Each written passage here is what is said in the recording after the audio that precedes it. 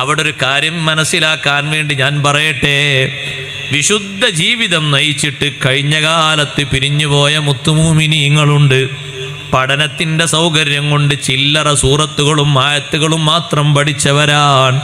അവർക്ക് റബ്ബ് സുബ്ഹാനഹു വ തആല ഖബർ ഷരീഫിൽ വെച്ച് ഖുർആൻ പഠിപ്പിക്കും കേട്ടോ.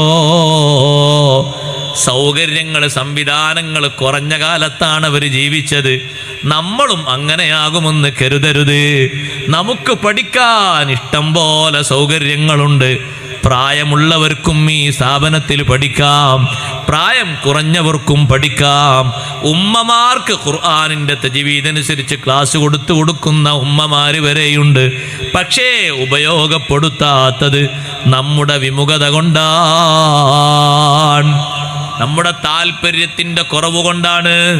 65-കാരനൊന്ന് ചിന്തിച്ചു നോക്കട്ടെ, ഇത്രയും വയസ്സായിട്ട് ഒരു വട്ടം പോലും ഖുർആൻ ഒന്ന് നേർക്കോതി ഖത്മു തീർക്കാനുള്ള കഴിവ് നേടാത്ത ഞാൻ ഈ ദുനിയാവിൽ എന്തിന് ജനിച്ചു, എന്തിന് ജീവിച്ചു? എനിക്ക് അല്ലാഹു ജീവിതത്തിൻ്റെ മുഴുവൻ സൗകര്യങ്ങളും തന്നു, എല്ലാ സംവിധാനങ്ങളും അല്ലാഹു ഒരുമിച്ച് കൂട്ടിത്തന്നു. അല്ലാഹു തആല പഠിക്കാനുള്ള മാധ്യമങ്ങൾ തന്നു. പക്ഷേ ഇത്രയും കാലമായിട്ട് അല്ലാഹുവിൻ്റെ വിശുദ്ധമായ കലാം ഒന്ന് തെറ്റുകൂടാതെ നോക്കി ഓതാനുള്ളൊരു കഴിവ് പോലും ഞാൻ ആർജിച്ചില്ലല്ലോ. എന്തൊരു ഹതഭാഗ്യനാണ്.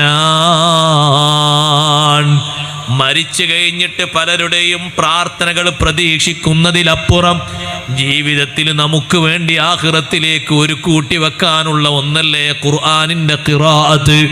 അതിന് ഓത്ത് പഠിക്കാൻ ഇനിയും ഉമ്മമാരിൽ ബാക്കിയുള്ളവരുണ്ടെങ്കിൽ, പുരുഷന്മാരിൽ സഹോദരങ്ങളിൽ ബാക്കിയുള്ളവരുണ്ടെങ്കിൽ, എല്ലാ അലസതയും മറ്റുമൊക്കെ ഒഴിവാക്കിയിട്ട് ജീവിതത്തിൻ്റെ ജോലിക്ക് വേണ്ടി സാക്ഷരത നേടിയിട്ട് സർട്ടിഫിക്കറ്റ് നേടുന്നവരല്ലേ നിങ്ങൾ?